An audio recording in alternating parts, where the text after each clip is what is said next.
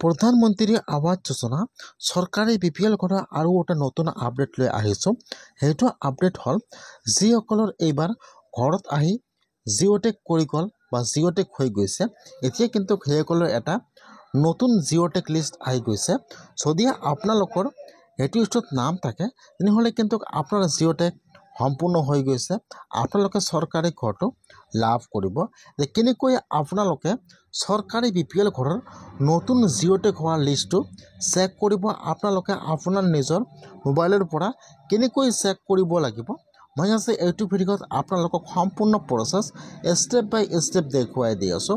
যদি আপোনাৰ ঘৰত আহি অফিচাৰে জিঅ'টেক কৰি গৈছে, কেনেকৈ আপোনালোকে জিঅ'টেক হোৱা নতুন লিষ্টটো আপোনালোকে আপোনাৰ নিজৰ মোবাইলৰ পৰা চেক কৰিব চাই লওক। এতিয়া আপোনালোকে ফাৰ্ষ্ট এইটো অপশ্যনত আহিব লাগিব pmayg.nic.in। মই কিন্তু আপোনাৰ সুবিধাৰ কাৰণে অপশ্যনৰ লিংকটো মোৰ ডিছক্ৰিপশ্যনত দি দিছোঁ। আপোনালোকে ডাইৰেক্ট ক্লিক কৰি ফাৰ্ষ্ট এইটো অপশ্যনত আহি যাব। হোৱাৰ পিছত ইয়াত চাব ফাৰ্ষ্ট দি আছে এবাউট, 2 নম্বৰত চাব দি আছে আৱাসব।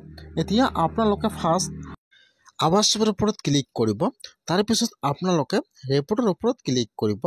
এতিয়া আপোনাৰ ওচৰত আৰু এটা নিউ পেজ এতিয়া অপেন হৈ যাব এনেকুৱাকৈ। এতিয়া আপোনালোকে ইয়াত চাব, ইয়াত কিন্তু বহুতো অপশ্যনৰ লিংক দিয়া আছে। এতিয়া আপোনালোকে একেবাৰে তলত আহি যাব, ইয়াত চাব, ইয়াত কিন্তু ABCD অপশ্যন দিয়া আছে। এতিয়া আপোনালোকে একেবাৰে তলত আহি যাব।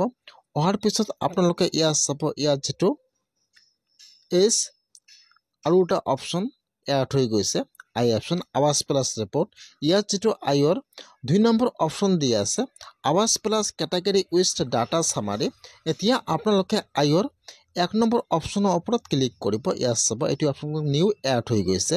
এইটো কিন্তু নিউ লিষ্টবিলাক সেইটো অপশ্যনত বা সেইটো লিংকত আছে, সেইকাৰণে আপোনালোকে আইৰ 1 নম্বৰ অপশ্যনৰ ওপৰত ক্লিক কৰিব।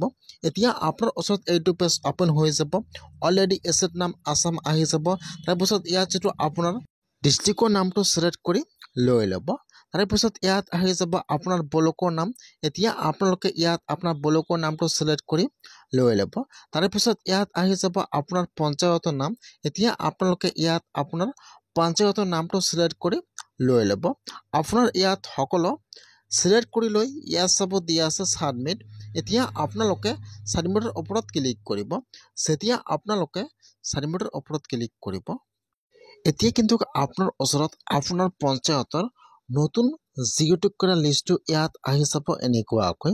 ফাৰ্ষ্ট আহি যাব ডিষ্ট্ৰিক্টৰ নাম, তাৰপিছত আহি যাব ব্লকৰ নাম, তাৰপিছত ইয়াত আহি যাব আপোনাৰ পঞ্চায়তৰ নাম, তাৰপিছত ইয়াত আপোনাৰ ৰেজিষ্ট্ৰেশ্যন ID নম্বৰ আহি যাব।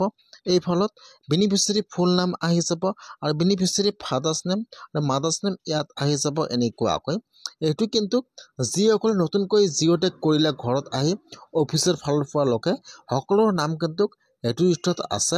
যিসকলৰ নাম ভেৰিফাই হৈ গ'ল বা যিসকলৰ জিঅ'টেক হৈ গৈছে বা যিসকলে চৰকাৰী ঘৰটো লাভ কৰিব, সকলোৰে নাম কিন্তু এইটো লিষ্টত আহি গৈছে। যদি আপোনাৰ ঘৰত আহি জিঅ'টেক কৰিছে তেনেহ'লে আপোনালোকে আজি এনেকুৱাকৈ জিঅ'টেক হোৱা লিষ্টটো এনেকুৱাকৈ আপোনালোকে আপোনাৰ নিজৰ মোবাইলৰ পৰা চেক কৰক যে আপোনালোকৰ লিষ্টত নামটো আহিছে নে অহা নাই। যদি নাম আহিছে তেনেহ'লে কিন্তু আপোনালোকে লাভ কৰিব চৰকাৰী ঘৰটো।